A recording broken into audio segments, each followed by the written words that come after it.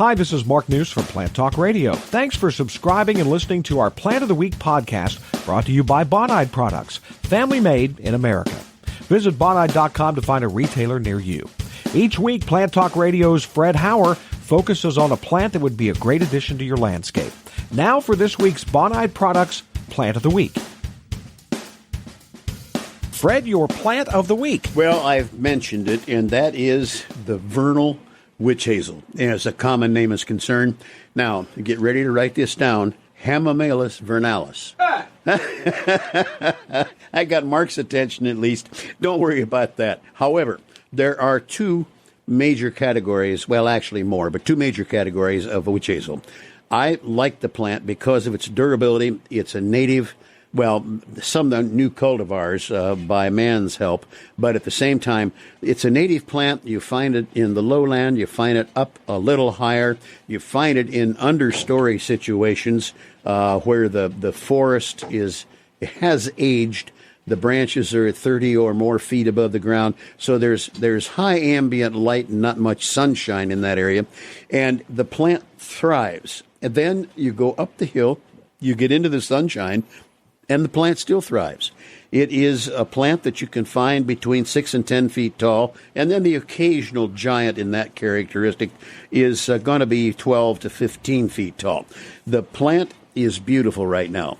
It is a goldish color. It's not a vibrant yellow. So all I can do is hope that I placed it right. And when the wood fence is dry, it's a light gray. And that gold against that with branch pattern and all is really, really something. The fruit, which we don't really worry about, it's there. It doesn't open until September and October, right before, call it snowfall. The flowers are a pungent fragrance. I don't think it's anything you would buy for that purpose. But one of the things that is kind of fun, I don't need a thermometer to a certain degree. The other morning when it was so very cold, the petals had rolled up just like a kid's toy that you blow in and zap the thing out.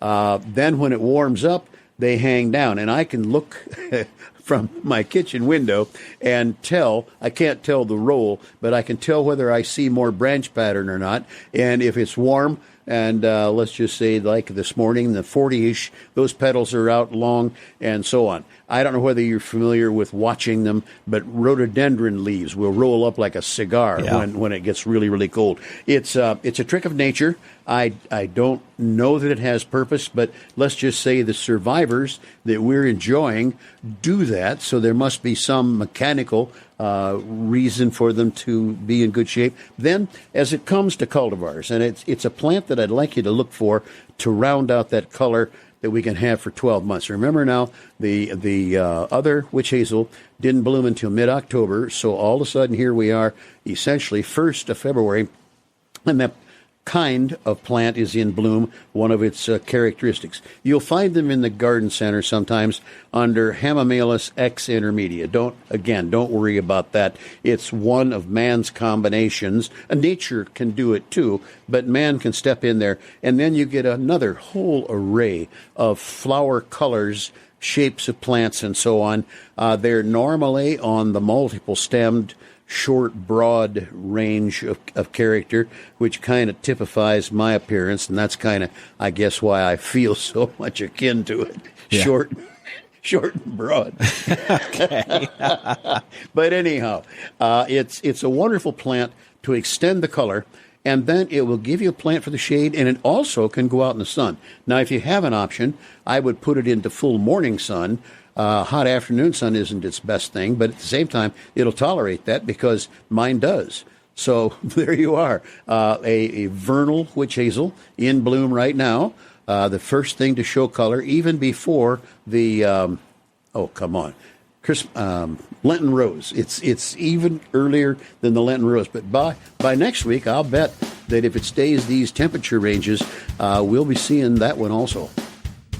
Thanks again for listening to our podcast, brought to you by Bonide Products at bonide.com.